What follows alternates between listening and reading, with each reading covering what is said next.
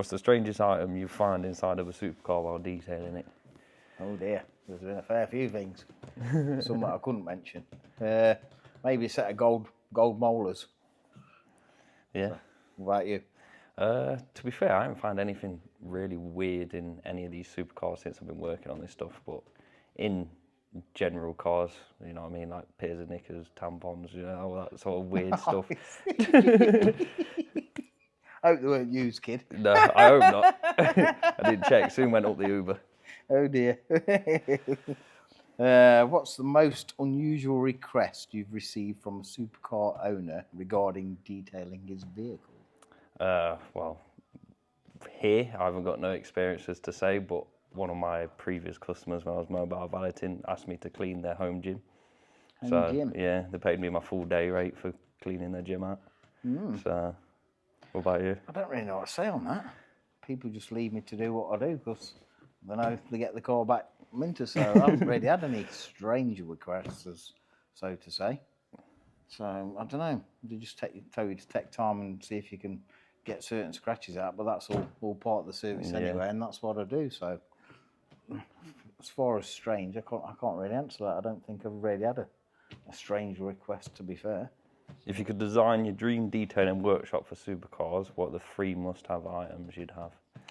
Oh, or tools?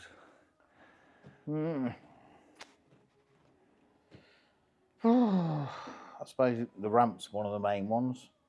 I would like the dry ice machine to get everything pucker underneath as much as the top.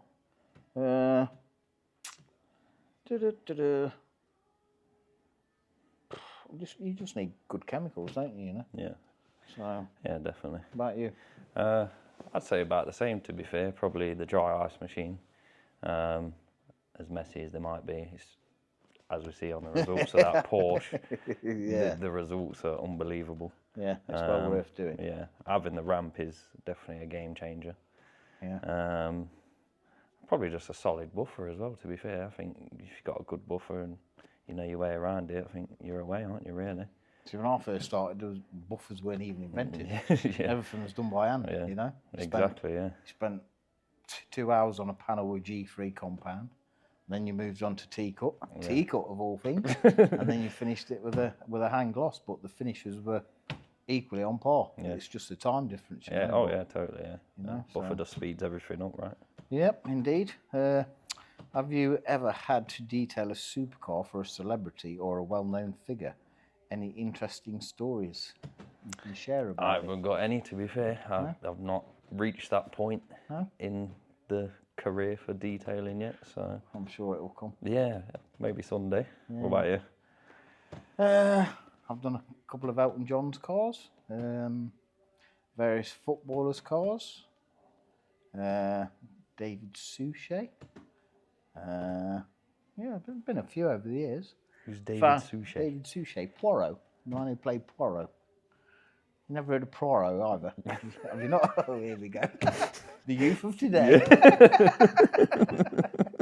Oh dear. I actually found a Joe Malone brand new perfume bottle in one of Elton John's boots, and it smelled beautiful. So yeah.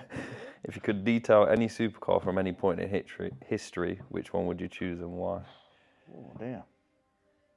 I think I've pretty much done most of them. I would love to work on a 250 GTO, as I've never actually done a 250 GTO, but I do like those.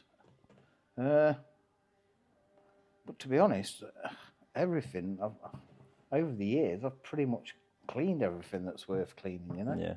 Paganis, classic Ferraris, classic Bugattis, classic Lambos, new Lambo. Well, I've pretty much cleaned everything without sounding too fucking big-headed. But over 35 years, I've pretty much cleaned everything. Nice. I do enjoy working on the Vulcans. The Vulcans are a great car. So, yeah. Well, I'm sure there'll be something nice and new that comes along that'll take me eye and I think, wow, actually, that's nice. Maybe a utopia, eh? Yeah, who knows? Who knows? What about you?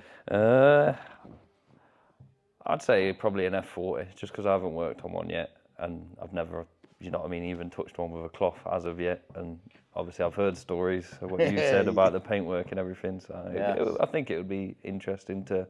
Be interested to see what it looks like after you've touched the paint. Yeah. If there's any left. Yeah.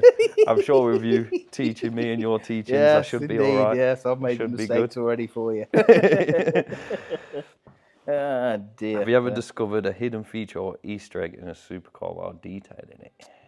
A hidden feature in a supercar. God damn, you like to put me on the spot, don't you? Hidden features.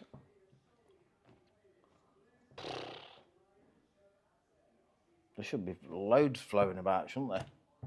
But I don't really know, to be honest. I've never found an Easter egg in one. I've found chewed up sweets off kids in cup holders. And I don't things, think it but- means like literal Easter egg, but as in like a secret, quirky thing that you've not found. The older generation, eh? The older don't know what generation, Easter eggs yeah. Oh dear. I can't really think, to be honest. I really can't think.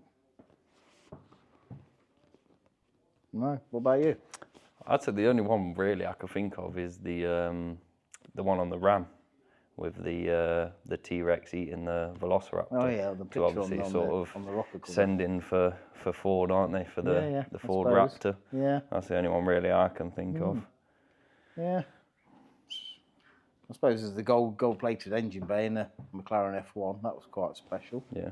I suppose, but that wasn't sort of hidden, I don't suppose. But I suppose it was something different. Yeah. You know. Do you have any rituals or superstitions when you start dealing a particularly rare or expensive car? To be fair, most of these things are probably just what you taught me, really. Like if the paint's dull, don't put any rinse aid on it until it's been polished, you know, all that sort of stuff. Maybe like with a single stage paint, don't obviously put an hard pad, high speeds on it with a heavy cut. You're learning then. Good lad. You'd hope so after 2 years. Good to hear. Yeah. What? I think the thing that stands out with me is early 911s. If you ever put a wheel acid on them, they're totally destroyed, and it takes freaking hours to try and get them back. Polish them back. But I did mention that to you as well, didn't I? Yeah, you have said that, yeah. Just making sure really that the dilution rates on your traffic film removers aren't too strong for any chrome works and shiny black bits like your door edges, door trims and things like that. But I think everything else is pretty much self-explanatory, isn't it? Yeah, I think it is, yeah. I think it's all pretty linear along the... I suppose it isn't to some people, but I suppose when you've been doing it for day in, day out for how many years, it just comes as second nature. And I think sometimes I sort of forget that, and that's why sometimes I bang my head sometimes when I see you doing things. I think, oh, you should know that, but maybe you shouldn't know that. You know, that it's second nature to me without sounding big-headed. Oh, no, of course. Because it's something you do every day, day in and day out for 30-odd years. And I suppose sometimes I should sit and think sometimes, actually, you haven't been doing it 30 years. And maybe I should give you a bit more guidance here and there, but you are getting a lot better than, you know. Yeah, no, I appreciate that. Days.